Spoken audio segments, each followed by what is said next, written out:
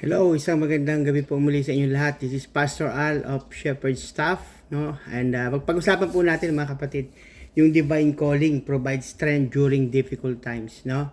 Ang theme po natin is God's calling sustain leaders through every trial. Now, the verse that we have for today is Joshua 1:9. Have I not commanded you, be strong and courageous? Do not be afraid or be dismayed, for the Lord your God is with you wherever you go. Mga kapatid, bakit may paalala ang Diyos sa Joshua 1:9? Kung titignan natin mga kapatid, how many times that God reminded Joshua to be strong and do not be afraid? No, I think kung di ako nagkakamali, 2 or 3. Pero bakit pinapaalalahanan niya si Joshua? Ano po? Isipin natin na malakas ang loob ni Joshua because of his leader who is Moses. Pero at this time na wala na si Moses, so sa kanya nakaatang yung responsibilities. Kaya nagpapaalala ang Diyos kasi baka umatras si Joshua, nagre-remind ang Diyos sa kanya na be strong and be courageous, no? Ikaw ba naman bigla kang hahawak ng isang hukbo na milyon ang tao, and yet ikaw maglilid sa kanila, which is very difficult and very hard pagdating diyan kasi hindi siya sanay humawak ng tao, sanay lang siyang sumunod. But then God reminded Joshua to be strong, and ginide talaga ng Diyos si Joshua during battle, no? And ganun din sa leadership. Church leadership is one of the greatest privileges and one of the greatest responsibilities. Along with the joy of serving God comes the reality of opposition and criticism and discouragement, spiritual warfare, and personal sacrifices. Many leaders become weary because ministry is demanding. Kaya mga kapatid, kung handa tayong maging leader, may kaakibat na responsibilidad. Meron ding pagdadaan ng sufferings, may opposition, may criticism, may discouragement, no? May personal sacrifice, no? Kaya hindi po madali ang mag-leader. Kaya nga lagi ko sinasabi, pag gusto mong mag-lead, you have to deny yourself. Or kailangan matibay ka, matatag ka. Pagka hindi ka tatagal as leaders, no? Pero pag tinawag ka ng Diyos, during circumstances, divine callings provide strength sa mga leader during difficult times. Kaya napakabuti ng Diyos, no? Ang difference between a leader who quits, a leader who perseveres is often deep conviction that God has called them, no? Yung mga leader na nagpe-persevere, nauunawaan nila na sila ay tinawag, no? Yung divine calling does not remove difficulties, no? Hindi po yan totoo. Ang leader po, maraming pagdadaanan. Kaya kung nagnanais tayong maging leader, talagang kailangan natin ng deep prayer sa Lord. No, deep trials, talaga naman kailangan subukin yung ating pananampalataya. Kasi kung hindi, baka bumigay tayo kaagad. No? Ma-review ka lang ng member, meron ka lang matigas na ulong miyembro, baka hindi ka tumagal, bumitaw ka kaagad. But it gives leader the strength to endure them. No? Nagbibigay ang Diyos ng kalakasan dun sa mga tinawag niya, of course. No? So pag-usapan natin mga kapatid, what does it mean that divine calling provides strength, no? A divine calling is the assurance of God Himself has appointed you for His work. No, yung divine calling, no, yan yung guaranteed, yung assurance ng Diyos na tayo ay tinawag at inappoint niya para sa kanyang ministeryo, no?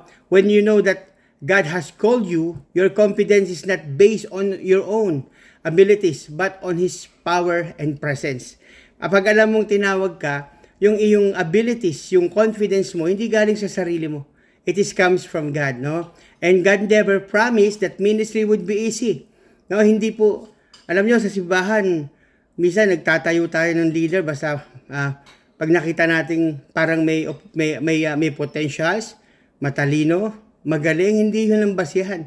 Hindi yung basihan ng pagiging leaders, and also binabawal nga ng Diyos na magtayo ng mga leader na bago, no? Kasi alam ng Diyos, pagka bago yan sa pananampalataya, pag sinubok yan, baka hindi tumagal, bumigay na agad, bumitaw na agad. And God repeatedly promised, no, to be with those He calls. No, talagang pinangako ng Diyos na I will be with you wherever you go. Ano po? Kaya sa katotohanan mga kapatid, God's calling is always accompanied by God's presence, no? And God's presence provides the strength to persevere. Napakaganda po mga minamahal kong kapatid na sinasamahan ng presensya ng Diyos yung mga tinawag niya. At yung presensya ng Diyos sa atin ay nagpo-provide ng lakas at ng pagtitiis para mapagtagumpayan natin. Ano mga kapatid? So, siguro pag-usapan natin, ano nga ba yung strength na binibigay ng divine calling? So number one, God presence gives courage. When God called Joshua, no, to lead the Israel after the death of Moses, Joshua faced overwhelming task. Ang dami niyang trabaho na nakalagay sa balikat niya. But God did not first promise an easy journey. Walang pangako ang Diyos kay Joshua na easy journey. But He promised His presence. No, kaya nga sabi niya sa Joshua 1:9, be strong and be courageous, for the Lord your God is with you wherever you go. Ang sarap isipin na pag tayo ay tinawag, pinili, no, hindi tayo tinulak, hindi tayo pinilit, hallelujah, sasamahan tayo ng Diyos wherever we go. Ganon din ang mga church leader at church pastor ng simbahan. The church leader face uncertainty, but they can move forward confidently because they know God walks with them. Pag alam mo, nakasama mo ang Diyos, you will moving forward. No? You will moving forward. Hindi ito paatras, ha? Hindi ito paatras, paabante ito, no? And number two, God's calling gives confidence despite weakness. Sa kabila ng ating mga kahinaan, ang Diyos ay nagbibigay sa atin ng confidence, no? Despite weakness, no? Many leaders feel inadequate. Maraming leader, naisip nila hindi sila efficient, no? Sabi nila, I'm not experienced enough, I'm not gifted enough, I am afraid, no, I'll fall. But God often calls ordinary people, no, so His power will be clearly seen. No, tinatawag ng Diyos yung mga ordinary people tulad ni Moses, no? Moses felt unqualified because of his inability to speak. Pero yet sumagot ang Diyos, certainly, sabi ng Diyos, I will be with you, sabi niya kay Moses. No? Hindi pinramis ng Diyos kay Moses yung greater ability first. He promised His presence. No? Hallelujah. So God does not call the qualified, He qualifies those He calls. So number 3, God's calling helps leaders endure opposition. No? Sa leadership, mga kapatid, may opposition.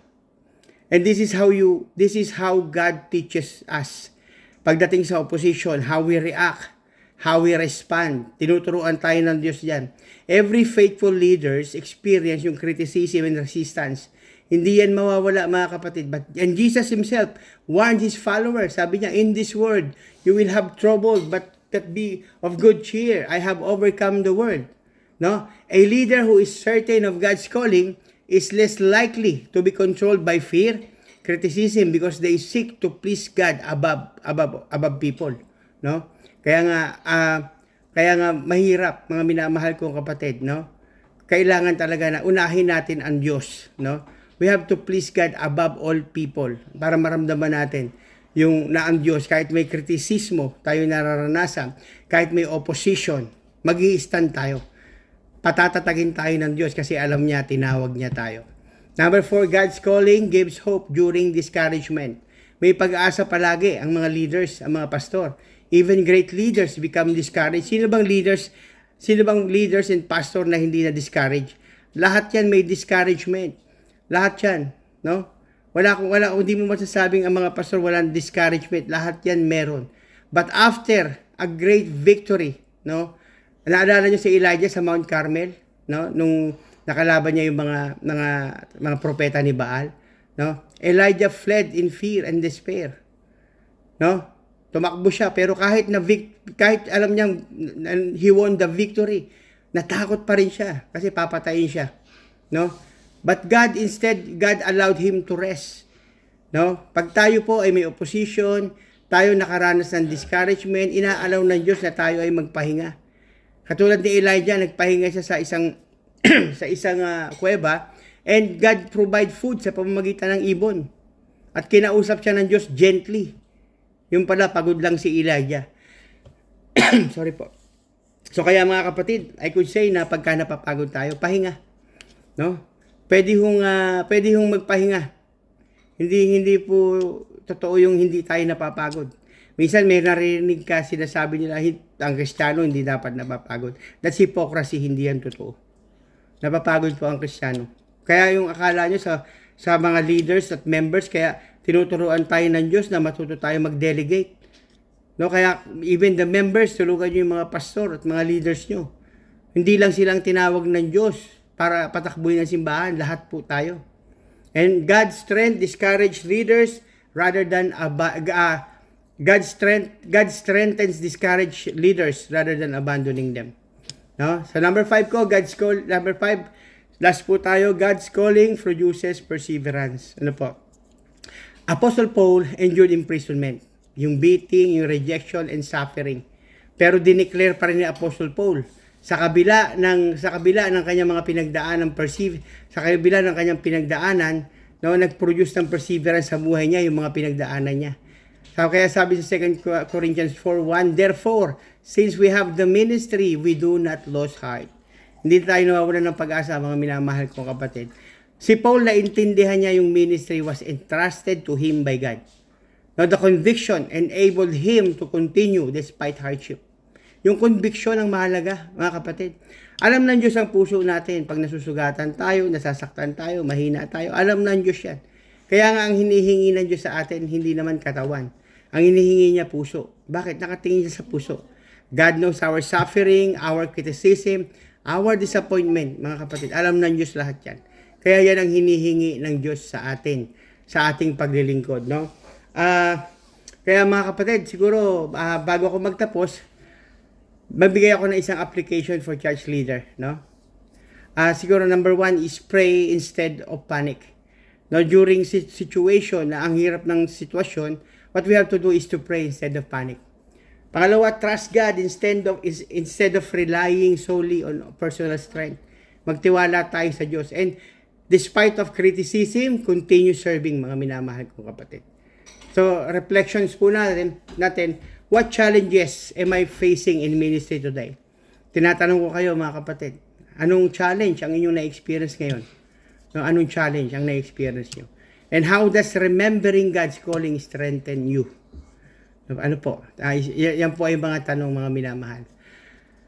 Always remember, God's calling does not guarantee an easy path, but it guarantees God's presence every step of the way. No? Sa conclusion po natin, every church leader will encounter seasons of hardship. Hindi po madali. There will be times when ministry feels overwhelming, when criticism hurts, and when the burden seems too heavy to carry. Yet God calling provides strength because it reminds leader that they are not serving alone. Hindi ka nagsaserve mag-isa, kapatid. Kasama ka ni Kristo. Kasasamahan tayo ni Kristo. The same God who calls also equip, sustain, and empowers His servant. His presence is the source of courage, endurance, and hope, mga minamahal kong kapatid. And a church leader, no, reminded ko po sa inyo, hallelujah, that a church leader's a church leader's greatest strength is not personal ability, but the assurance that God who called to us will also sustain us through every trial. Muli po, ito si Pastor Al ng Shepherd Staff. Kung nagustuhan niyo po ang ating pinag-aralan ngayon, please share and like. God bless you all po.